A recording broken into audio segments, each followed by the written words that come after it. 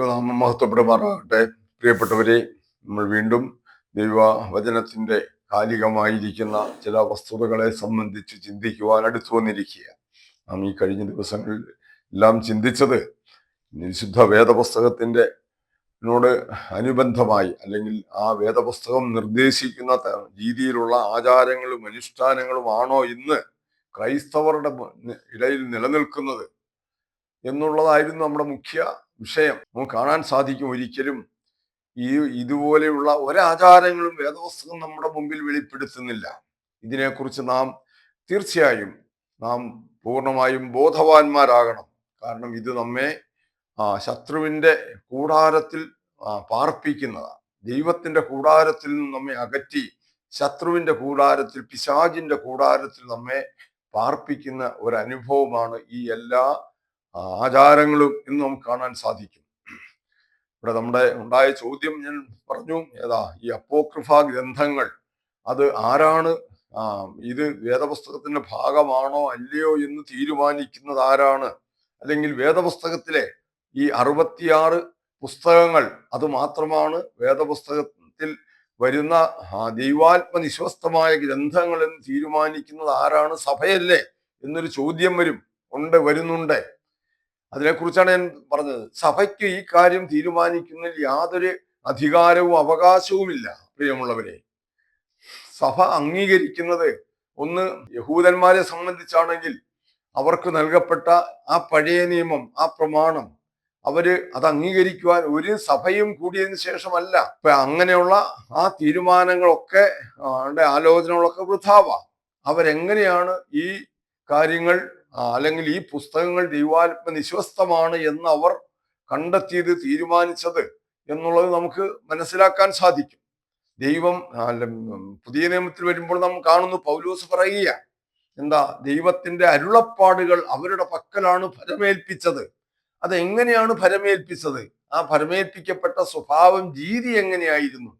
ഏതെങ്കിലും കൗൺസിലുകൾ കൂടി ആലോചിച്ച് ഇന്ന പുസ്തകങ്ങൾ നിങ്ങളുടെ പ്രമാണമാകട്ടെ എന്നുള്ളതാണോ തീരുമാനിച്ചത്? ഒരിക്കലുമല്ല. പഞ്ചഗ്രന്ഥങ്ങൾ നമുക്കറിയാം. ഈ പ്രമാണത്തെ, ഈ പഴയ നിയമത്തെ 3ആയി യേശു തന്നെ തിരിച്ചിട്ടുണ്ട്.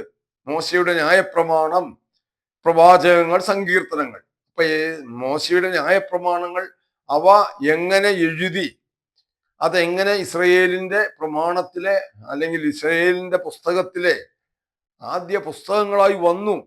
നാം നോക്കുക, ആവർത്തന പുസ്തകം 31-ാം അധ്യായം അതിന്റെ 9-ാം വാക്യം ഇങ്ങനെയാ പറയുന്നത്: അനന്തരം മോശ ഈ ന്യായപ്രമാണം എഴുതി യഹോവയുടെ നിയമപെട്ടകം ചുമക്കുന്ന ലേവ്യരായ പുരോഹിതന്മാരെയും ഇസ്രയേലിന്റെ എല്ലാ മൂപ്പന്മാരെയും ഏൽപ്പിച്ച് മോശ അവരോട് കൽപ്പിച്ചതെന്തെന്നാൽ, 7 സംവത്സരം കൂടുമ്പോഴുള്ള വിമോചന സംവത്സരത്തിലെ കൂടാരപ്പെരുന്നാളിൽ ഇസ്രയേൽ മുഴുവനും നിന്റെ ദൈവമായ യഹോവയുടെ സന്നിധിയിൽ അവൻ തിരഞ്ഞെടുക്കുന്ന സ്ഥലത്ത് വരുമ്പോൾ ഈ ന്യായപ്രമാണം എല്ലാ ഇസ്രയേലിലും കേൾക്കെ അവരുടെ മുമ്പാകെ വായിക്കണം.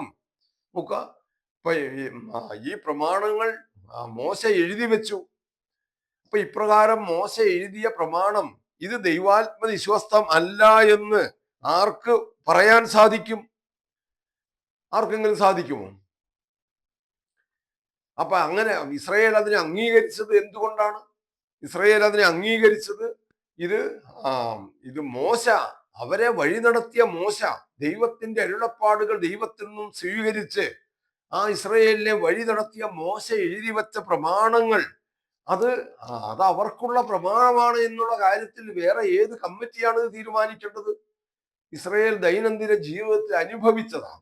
എന്നിട്ട് വീണ്ടും ആ 31-ാം അധ്യായത്തിന്റെ 24-ാം വാക്യം പറയുക: മോശ ഈ ന്യായപ്രമാണത്തിലെ വചനങ്ങൾ മുഴുവനും ഒരു പുസ്തകത്തിൽ എഴുതി തീർന്നപ്പോൾ യഹോവയുടെ നിയമപെട്ടകം ചുമക്കുന്ന ലേവ്യരോട് കൽപ്പിച്ചതെന്തെന്നാൽ, ഈ ന്യായപ്രമാണ പുസ്തകം എടുത്ത് നിങ്ങളുടെ ദൈവമായ യഹോവയുടെ നിയമപെട്ടകത്തിനരികെ വെപ്പീൻ, അവിടെ അത് നിന്റെ നേരെ സാക്ഷിയായിരിക്കും.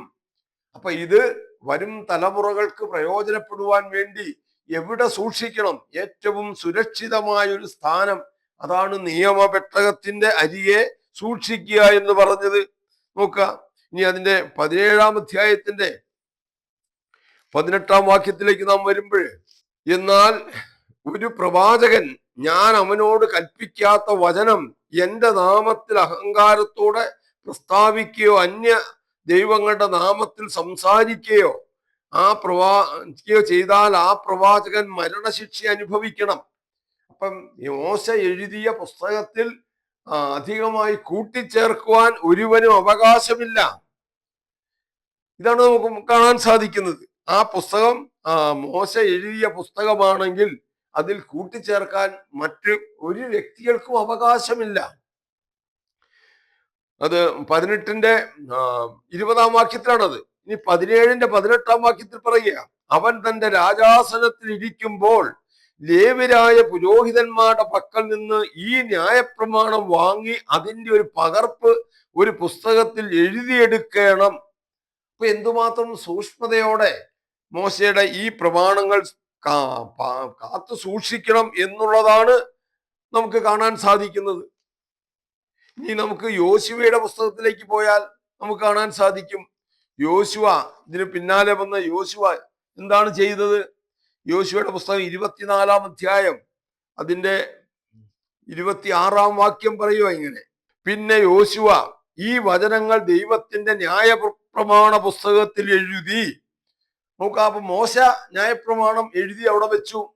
അതിനോട് എങ്ങനെയാ പിന്നീട് വന്ന യോശുവ എന്ത് ചെയ്തു? യോശുവയ്ക്ക് ലഭിച്ച ആ ദൈവിക പ്രമാണങ്ങളും കൽപ്പനകളും അവൻ വീണ്ടും അവൻ എഴുതി ചേർത്തു. പിന്നെ യോശുവ ഈ വചനങ്ങൾ ദൈവത്തിന്റെ ന്യായപ്രമാണ പുസ്തകത്തിൽ എഴുതി. അപ്പൊ എങ്ങനെയാണ് അടുത്തൊരു പുസ്തകം ഉണ്ടായതെന്നുള്ളത് നമ്മൾ കാണുന്നത്. ഇനി നമ്മൾ 1 ശമൂവേൽ 10-ന്റെ 25-ാം വാക്യം നമ്മൾ നോക്കുക. 1 ശമൂവേൽ 10-ന്റെ 25 ഇങ്ങനെ പറയുന്നത്, അതിന്റെ ശേഷം ശമൂവേൽ രാജധർമ്മം ജനത്തെ പറഞ്ഞു കേൾപ്പിച്ചു, അതൊരു പുസ്തകത്തിൽ എഴുതി യഹോവയുടെ സന്നിധിയിൽ വെച്ചു. അപ്പൊ എങ്ങനെയാ അടുത്ത പുസ്തകം ഉണ്ടാകുന്നത്? എങ്ങനെയാ? രാജധർമ്മം ജനങ്ങളെ പറഞ്ഞു കേൾപ്പിച്ചു, എന്നിട്ട് അതൊരു പുസ്തകത്തിൽ എഴുതി രാജസന്നിധിയിൽ വെച്ചു എന്നാ പറയുന്നത്. നമുക്ക് വീണ്ടും കാണാൻ സാധിക്കും, യെശയ്യാ പ്രവചനം 34-ന്റെ 16-ാം വാക്യത്തിൽ ഇങ്ങനെ പറയുന്നേ, യഹോവയുടെ പുസ്തകത്തിൽ അന്വേഷിച്ചു വായിച്ചു നോക്കുവിൻ, അവയിൽ ഒന്നും കാണാതെ ഇരിക്കയില്ല, ഒന്നിനും ഇണയില്ലാതെ ഇരിക്കയില്ല. അവന്റെ വായല്ലോ കൽപ്പിച്ചത്, അവന്റെ ആത്മാവത്രേ അവയെ കൂട്ടിവരുത്തിയത്. ഇപ്പൊ യെശയ്യാവ് ഇത് എഴുതുമ്പോൾ കാലം കുറെ കടന്നുപോയി. അപ്പൊ ഓരോ കാര്യത്തിനും എന്താണ് അവൻ യെശയ്യാവ് യഹോവയുടെ പുസ്തകത്തിൽ അന്വേഷിച്ച് നോക്കണം. അപ്പൊ അതുവരെ ഉണ്ടായിട്ടുള്ള നമ്മുടെ മോശ എഴുതി, യോശുവ എഴുതി, ശമൂവേൽ എഴുതി, ഇങ്ങനെ പിന്നീട് നമുക്ക് കാണാൻ സാധിക്കും ദാവീദ്, ശലോമോൻ, ഇവരുടെ ഒക്കെ എഴുത്തുകൾ നമുക്ക് ഇങ്ങനെ കാണാൻ സാധിക്കും. ഇവയൊക്കെ യെശയ്യാവ് പറയാ, ഇതൊക്കെ യഹോവയുടെ പുസ്തകമാണ്, അവിടെ അന്വേഷിച്ചു നോക്കുക, അവിടെ ഇണയില്ല, ഒന്നിനും ഇണയില്ലാതെ ഇരിക്കയില്ല. ഇത് തന്നെയാണ് നമുക്ക് ദാനിയേൽ പറയുന്നതും കാണാൻ സാധിക്കുന്നത്. യിരെമ്യാ പ്രവാചകന്റെ പുസ്തകത്തിൽ നിന്നും ഒരു കാലക്കണക്ക് കിട്ടിയെന്ന ദാനിയേൽ പറയുന്നത്. ഈ 70 വർഷം സംബന്ധിച്ചുള്ള ഇസ്രയേലിന്റെ ഒരു പ്രവാസ കാലത്തെ സംബന്ധിച്ച് ഒരു കാലക്കണക്ക് എവിടെ നിന്ന് കിട്ടി? യിരെമ്യാവിന്റെ പ്രവചനത്തിൽ നിന്നും കിട്ടി. അപ്പൊ ഇങ്ങനെ നാം കാണുമ്പോൾ ഈ പ്രവചനങ്ങളെല്ലാം ഒന്നിനൊന്ന് കഴിയുമ്പോൾ ഇത് ദൈവത്തിന്റെ മക്കൾ അംഗീകരിച്ചതാണ്.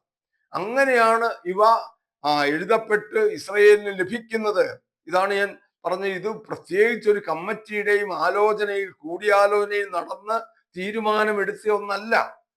ഓരോ ദിവസവും ഇസ്രയേലിനെ വഴി നടത്തുന്ന ദൈവത്തിന്റെ ജനം, ദൈവത്തിന്റെ മക്കൾ, ഇപ്പൊ രാജാക്കന്മാരായിട്ടുണ്ടായിരുന്നവർ, ദാവീദ്, ശലോമോൻ, അവരെ നയിച്ച പ്രവാചകന്മാർ, അവരെ വഴി നടത്തിയപ്പോൾ തീർച്ചയായും അവർ കൊടുത്തിട്ടുള്ള പ്രമാണങ്ങൾ ദൈവത്തിന്റെ വകയാണ്, ദൈവത്തിന്റെ വായിൽ നിന്നും വന്നതാണെന്ന് വ്യക്തമായി ഗ്രഹിക്കുകയും അറിയുകയും ചെയ്യുന്ന ഇസ്രയേൽ, ആ ഇസ്രയേലാണ് ഇത് സൂക്ഷിച്ചത്.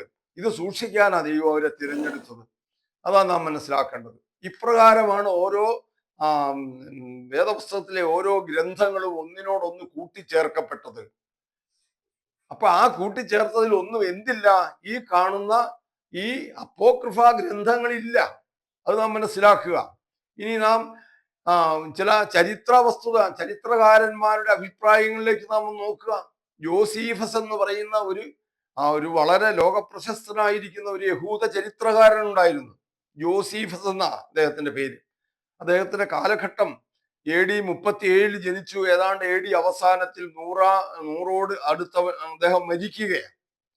അദ്ദേഹം എഴുതി വെച്ചു, ഇസ്രയേലിന് നൽകിയിരിക്കുന്ന ഈ പുസ്തകങ്ങൾ അല്ലാതെ മറ്റൊരു പുസ്തകവും ഇസ്രയേലിനില്ല, അതിനെക്കുറിച്ച് ഇസ്രയേലിന് ചിന്തിക്കാൻ സാധിക്കുകയില്ല എന്ന് എഴുതിയതാണ് യോസീഫസ് അത് എഴുതിയത് ഒരു പ്രത്യേക രീതിയിലാണ്. എന്ന് പറഞ്ഞാൽ 22 പുസ്തകങ്ങളാ നമുക്കുള്ളതെന്നാണ്. അതൊരു പ്രത്യേക അർത്ഥത്തിലാണ്. ഈ 39 പുസ്തകങ്ങളെ ഉൾപ്പെടുത്തി അവയുടെ ഉള്ളടക്കത്തെയാണ് ചില പ്രത്യേക സാഹചര്യത്തിൽ 22 ആക്കി ഈ യോസീഫസ് ചുരുക്കി കൊണ്ടുവന്നത്. യഹൂദന്മാർ അതിനെ 24 39-നെ 24 ചുരുക്കി. അതെങ്ങനെയാ? അത് ഏതെങ്കിലും പുസ്തകങ്ങൾ എടുത്തു മാറ്റിയിട്ടല്ല, അത് എല്ലാ പുസ്തകങ്ങളും. ഞാൻ ഒറ്റ ഉദാഹരണം പറയാം, സമയം പോകുന്നതുകൊണ്ട് ഞാൻ കൂടുതൽ വിശദീകരിക്കുന്നില്ല. നമുക്കറിയാം, പ്രവാചക പുസ്തകങ്ങളുണ്ട്. അവിടെ യെശയ്യാവ്, ഇരമ്യാവ്, യഹസ്കേൽ മുതലായ വലിയ പ്രവാചകന്മാർ. എന്നാൽ മറ്റ് ചെറിയ പ്രവാചകന്മാർ, ഇപ്പൊ നഹൂം, യോന, മലാഖി, ഇങ്ങനെയുള്ള 12 ചെറിയ പ്രവാചകന്മാരുടെ പുസ്തകങ്ങളുണ്ട്. അപ്പൊ ഇവയെല്ലാം ഒന്നായി ചേർത്തിട്ടാണ്, ഒന്നായി കൂട്ടിയിണക്കിക്കൊണ്ടാണ് ഒറ്റ പുസ്തകമായിട്ടാണ് കാണുന്നത്. അങ്ങനെ മറ്റ് ചില പുസ്തകങ്ങൾ, 1 ദിനവൃത്താന്തം, 2 ദിനവൃത്താന്തം, 1 രാജാക്കന്മാർ, 2 രാജാക്കന്മാർ, 1 ശമൂവേൽ, 2 ശമൂവേൽ, ഇതിനെയൊക്കെ ഒറ്റ പുസ്തകമായിട്ട്, ഓരോ പുസ്തകങ്ങളായിട്ടാണ് കാണുന്നത്. അപ്പൊ ഈ പറഞ്ഞ 3-നെയും ചേർത്തോ 1 പുസ്തകം എന്നുള്ളതല്ല, 1 ദിനവൃത്താന്തം, 2 ദിനവൃത്താന്തം എന്ന് പറഞ്ഞാൽ അതൊരു പുസ്തകമായിട്ടാണ് കാണുന്നത്. ഇങ്ങനെയുള്ള കണക്കുകളിൽ കൂടെയാണ് എന്ത് വന്നത്, ഇത് 24-ലേക്കും യോസീഫസ് 22-ലേക്കും എത്തിയത്. എന്നാൽ അതൊരിക്കലും ഈ 39-ന് വെളിയിലേക്ക് പോയിട്ടില്ല എന്നുള്ളതാണ് നമ്മൾ ഇവിടെ മനസ്സിലാക്കേണ്ടത്. വീണ്ടും നമുക്ക് കാണാൻ സാധിക്കും, മറ്റൊരു ചരിത്രകാരൻ അല്ലെങ്കിൽ ഒരു രചയിതാവ്, ബാബ ബത്ര എന്ന് പറയുന്ന ഒരു യഹൂദ തൽമൂഡ് ഉണ്ട്. ആ തൽമൂഡ് എഴുതിയ യൂദാ ഹക്കോവേഷ് എന്ന് പറയുന്ന ഒരു വ്യക്തിയുണ്ട്. അപ്പൊ ആ തൽമൂഡിൽ നമുക്ക് വായിക്കാൻ സാധിക്കുന്നത് മറ്റൊന്നുമല്ല, ഇസ്രയേലിനുള്ള ദൈവിക പുസ്തകങ്ങൾ, ഗ്രന്ഥങ്ങൾ ഏതൊക്കെയാണെന്ന്. ഒരു കാരണവശാലും ഈ ഹക്കോവേഴ്സ് മറ്റൊരു പുസ്തകത്തെ കുറിച്ച് ചിന്തിച്ചിട്ട് പോലുമില്ല. ഇനി നാം നോക്കുക ചില പരിഭാഷകളെ കുറിച്ച്, ട്രാൻസ്ലേഷനെ കുറിച്ച്. AD BC 285 ഈ നമ്മുടെ എബ്രായ ഭാഷയിൽ പഴയ നിയമത്തെ ഗ്രീക്ക് ഭാഷയിലേക്ക് പരിഭാഷപ്പെടുത്തി. അതിന് സെപ്റ്റുവജന്റ് പരിഭാഷ എന്നാണ് പറയുന്നത്. കാരണം ഇത് ഏതാണ്ട് 72 വിദ്യാസമ്പന്നരായിരിക്കുന്ന വ്യക്തികൾ ചേർന്ന് നടത്തിയ ഒരു പരിഭാഷയാണ്. അതുകൊണ്ടാണ് അതിനെ സെപ്റ്റുവജന്റ് പരിഭാഷ എന്ന് പറയുന്നത്. അപ്പൊ അത് ഞാൻ നേരത്തെ സൂചിപ്പിച്ചിട്ടുണ്ട്, ഈ പഴയ നിയമം എഴുതപ്പെട്ടത് എബ്രായ ഭാഷയിലാണ്.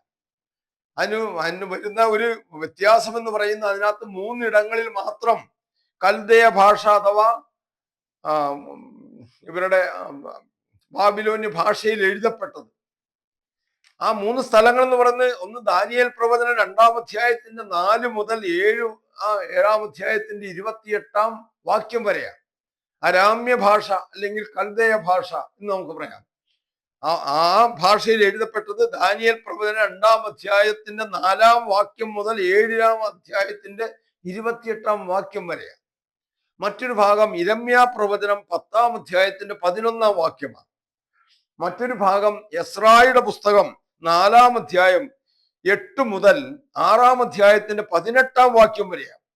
പിന്നെ എസ്രായുടെ തന്നെ 7-ാം അധ്യായം 12 മുതൽ 26 വരെയുള്ള വാക്യങ്ങൾ. ഈ ഭാഗങ്ങൾ മാത്രമാണ് എബ്രായ ഭാഷയിൽ അല്ലാതെ എഴുതപ്പെട്ടിരിക്കുന്നത്.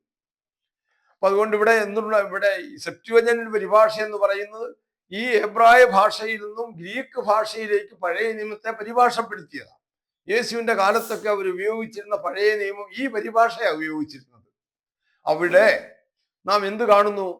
ഒരിക്കലും സെപ്റ്റുവജന്റുകാർ ഈ അപ്പോക്രിഫ ഗ്രന്ഥങ്ങൾ ദൈവാത്മനിശ്വസ്തമായ എഴുത്തുകാരിൽ നിന്ന് വന്നതാണ് എന്ന് കണ്ട് ഇത് പഴയ നിയമത്തിന്റെ ഭാഗമായി അവർ അംഗീകരിച്ചിരുന്നില്ല.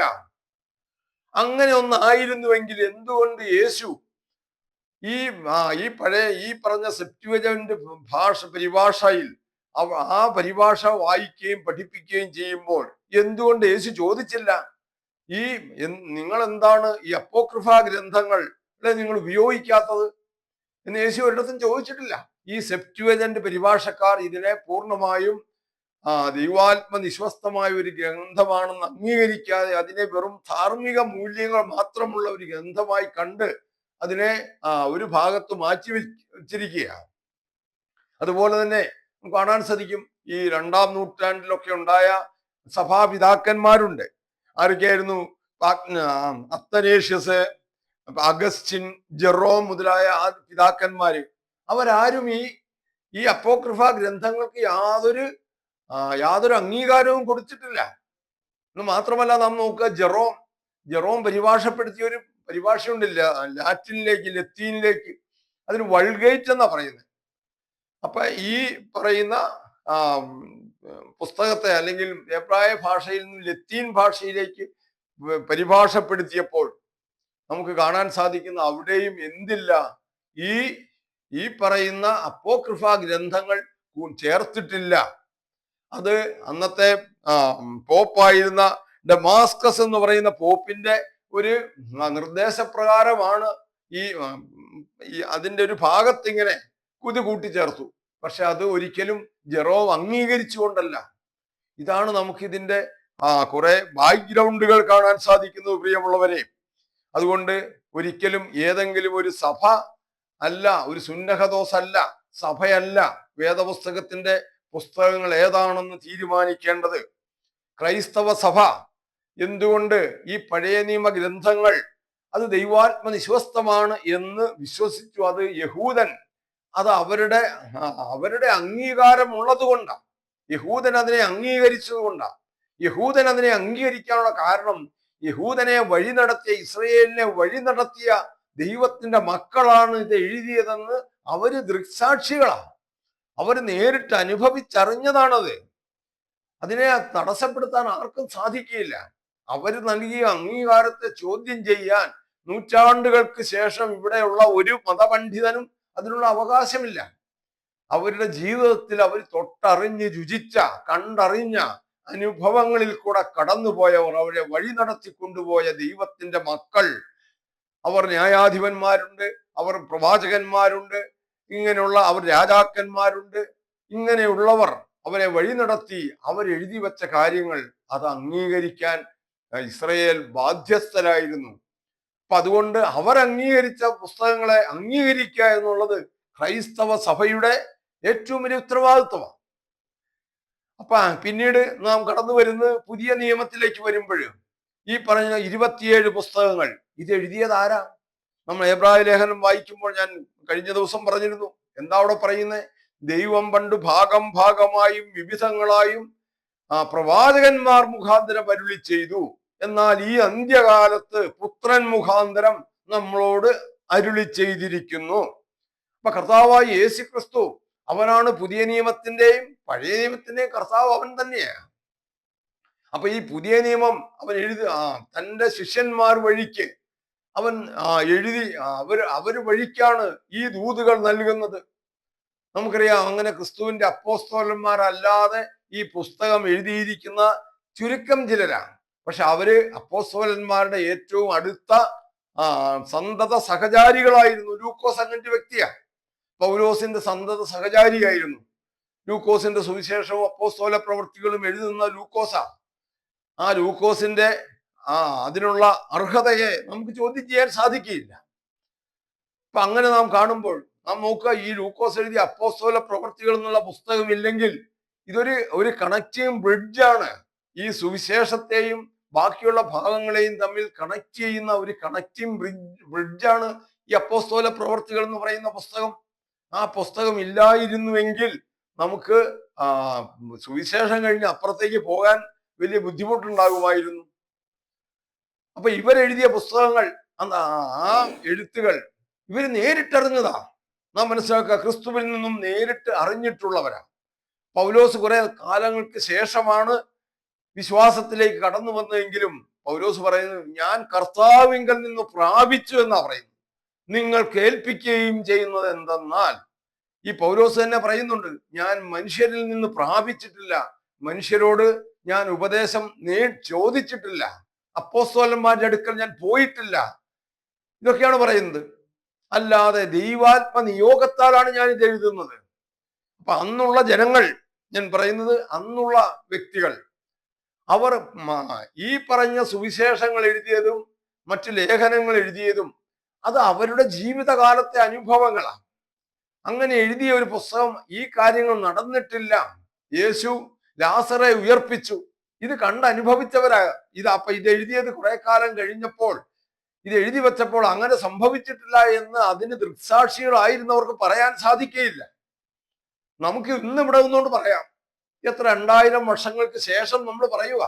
അതേസമയം ഈ സംഭവം നടക്കുമ്പോൾ അതിന് ദൃക്സാക്ഷികളായിരുന്നവർ, അവരുടെ വിശ്വാസ്യത വളരെ വലുതാണ്. അപ്പൊ അങ്ങനെ അവരുടെ സുവിശേഷ പ്രവർത്തനങ്ങളിൽ ഓരോ സ്ഥലങ്ങളിലും ഇടങ്ങളിലും അവർക്കുണ്ടായ അനുഭവങ്ങൾ അതവർ പകർത്തി വെച്ചപ്പോൾ ഇത് തെറ്റാണെന്ന് അന്നത്തെ ആനുകാലികമായി ഉള്ള അവരുടെ സമകാലീനരായിരിക്കുന്ന വിശ്വാസികൾക്ക് അതിനെ നിഷേധിക്കാൻ സാധിക്കുകയില്ല. അപ്പൊ ഇത് ദൈവത്തിന്റെ വചനമാണ് എന്ന് അവർ അംഗീകരിച്ചതാണ്. ഇതിന് പിന്നീട് വന്ന ഒരു സുന്നഹദോസുകളുടെയും അവർക്ക് ഇതിനെക്കുറിച്ച് എന്തറിവുണ്ട്?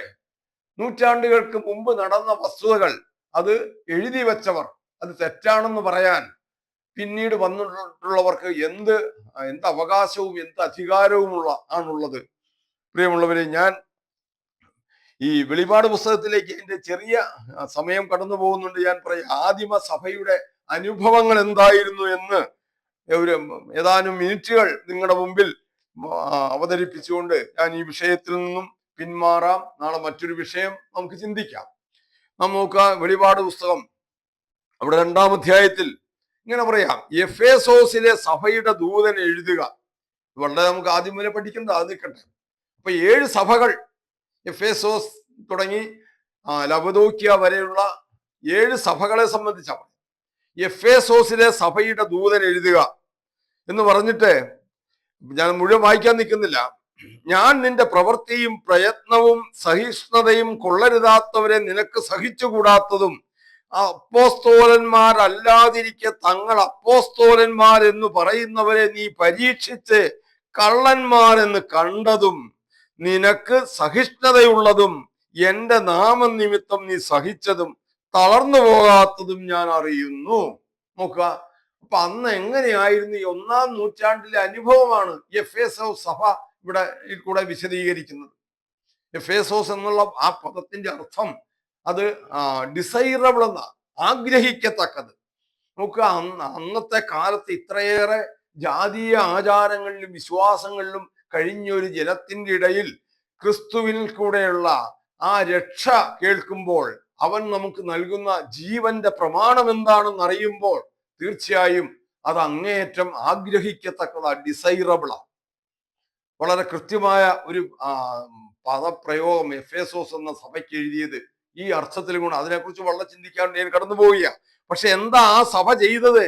ഞാൻ നിന്റെ പ്രവൃത്തിയും പ്രയത്നവും സഹിഷ്ണുതയും കൊള്ളരുതാത്തവരെ നിനക്ക് സഹിച്ചുകൂടാത്തതും അപ്പോസ്തോലന്മാരല്ലാതിരിക്കെ തങ്ങൾ അപ്പോസ്തോലന്മാരെന്ന് പറയുന്നവരെ നീ പരീക്ഷിച്ച് കള്ളന്മാരെന്ന് കണ്ടു. ഇതാണ് ഒരു യഥാർത്ഥ വിശ്വാസിയുടെ ഉത്തരവാദിത്വം. ഇതാ, സഭയിലേക്ക് കടന്നു വരുന്ന ദുരുപദേശങ്ങളെ അതിനെ പരീക്ഷിക്കുക, അത് എന്താണെന്ന് പരിശോധിച്ച് ആ ദുരുപദേശം കൊണ്ടുവരുന്നവരെ കള്ളന്മാരെന്ന് പറഞ്ഞ് വ്യാജ അപ്പോസ്തോലന്മാരുടെ വേഷം കെട്ടി വരുന്നവർ, ഇതല്ലേ നമ്മൾ ഇന്ന് കാണുന്നത്. അവരെ പുറന്തള്ളാൻ തക്കവണ്ണം ആദിമ സഭ, ആ 1-ാം നൂറ്റാണ്ടിലെ സഭയ്ക്ക് സാധിച്ചു.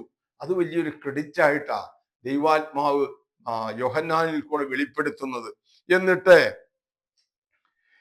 പിന്നെ പറയാ, നിനക്കൊരു കുറ്റമുണ്ട്, നിൽക്കട്ടെ, നീ ഏതിൽ നിന്ന് വീണിരിക്കുന്നു എന്ന് ഓർത്ത് മാനസാന്തരപ്പെട്ട ആദ്യത്തെ പ്രവൃത്തി ചെയ്യുക, അല്ലാഞ്ഞാൽ ഞാൻ വരികയും നീ മാനസാന്തരപ്പെടാഞ്ഞാൽ നിന്റെ നിലവിളക്ക് അതിന്റെ നിലയിൽ നിന്ന് നീക്കുകയും ചെയ്യും. നിന്റെ കുറ്റമെന്ന് പറയുന്നത് ആദ്യ സ്നേഹം നീ വിട്ടുകളഞ്ഞു എന്നുള്ളതാ. അപ്പൊ ആ സ്നേഹത്തിലേക്ക് അവൻ മടങ്ങി വരണം, ആദ്യ സ്നേഹത്തിലേക്ക് മടങ്ങി വരണം. പിന്നെ പറയാ, എങ്കിലും നിക്കോലാവ്യരുടെ നടപ്പ് നീ പകയ്ക്കുന്നു എന്നൊരു നന്മ നിനക്കുണ്ട്. ആദ്യ സ്നേഹം വിട്ടുകളഞ്ഞു എന്ന ഒരു ദോഷം നിന്നിൽ ഉണ്ടെങ്കിലും അതിനെ പരിഹരിക്കത്തക്കവണ്ണം ഒരു നന്മ നിന്നിൽ കണ്ടു. അത് മറ്റൊന്നുമല്ല, നിക്കോലാവ്യരുടെ നടപ്പ് നീ നടപ്പിനെ നീ എന്ത് ചെയ്യുന്നു? നീ പകയ്ക്കുന്നു. എന്താ ഈ നിക്കോലാവ്യര്?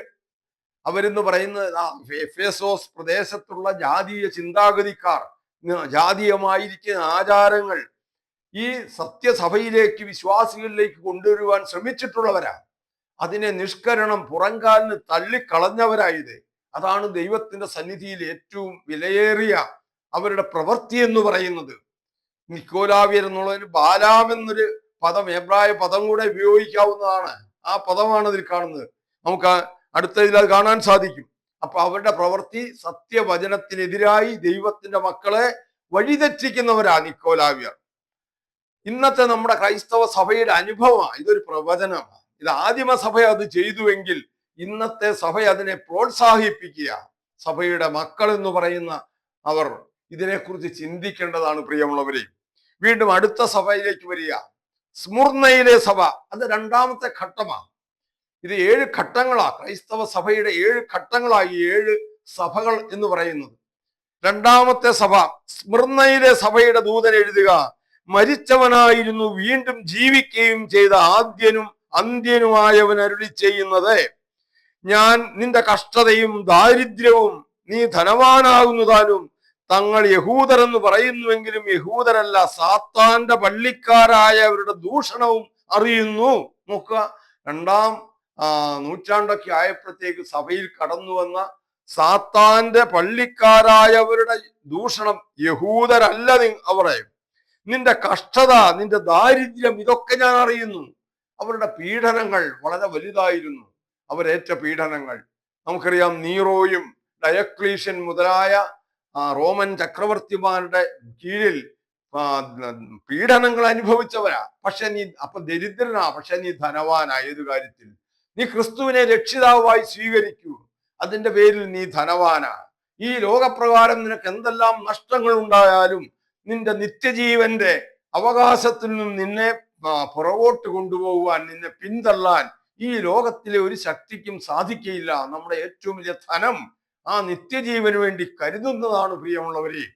അല്ലാതെ നമ്മൾ ഏതെങ്കിലും സമൂഹത്തിന്റെ, സമുദായത്തിന്റെ, കുടുംബത്തിന്റെ അംഗമാണ് എന്ന് അഭിമാനിക്കുന്നതിൽ യാതൊരു ധനവുമില്ല.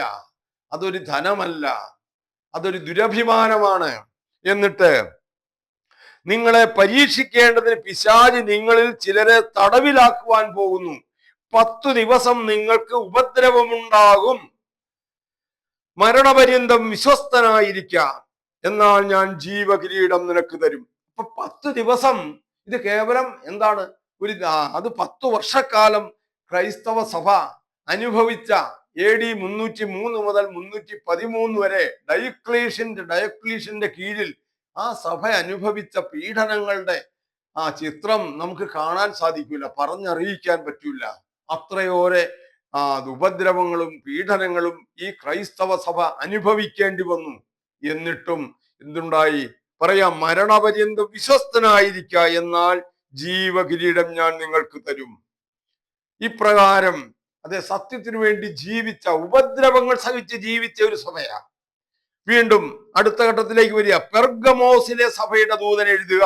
സമയം കടന്നുപോയിക്കൊണ്ടിരിക്കുക പ്രേമ. പെർഗമോസ് എന്ന് പറഞ്ഞാൽ അതിന്റെ അർത്ഥം ലോകപ്രകാരമുള്ള ഉയർച്ച എന്ന. സ്മൃർണ എന്ന പദത്തിന്റെ അർത്ഥം കയ്പെന്ന. 2-ാം നൂറ്റാണ്ടിലുണ്ടായ അനുഭവങ്ങൾ.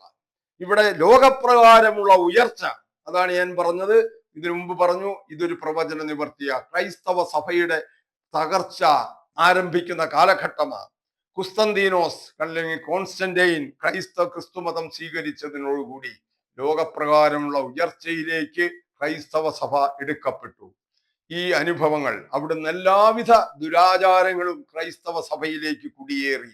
പ്രിയമുള്ളവരെ, ഈ വിഷയം കൂടുതലായി പഠിക്കേണ്ടതാണെങ്കിലും സമയത്തിന്റെ പരിമിതി കൊണ്ട് ഞാൻ ഇന്നിവിടെ ഇത് ഉപസംഹരിക്കുകയാണ്. നിങ്ങളുടെ പ്രാർത്ഥന കൂടെ ഉണ്ടായിരിക്കണം. നിങ്ങൾക്ക് വേണ്ടി ഞാനും പ്രാർത്ഥിക്കുന്നു. ദൈവസന്നിധിയിൽ അവൻ നമ്മെ കാത്തു പരിപാലിക്കട്ടെ എന്ന് പ്രാർത്ഥിച്ചുകൊണ്ട് എൻ്റെ എളിയ വാക്യങ്ങൾ ഞാൻ വിരമിക്കുന്നു.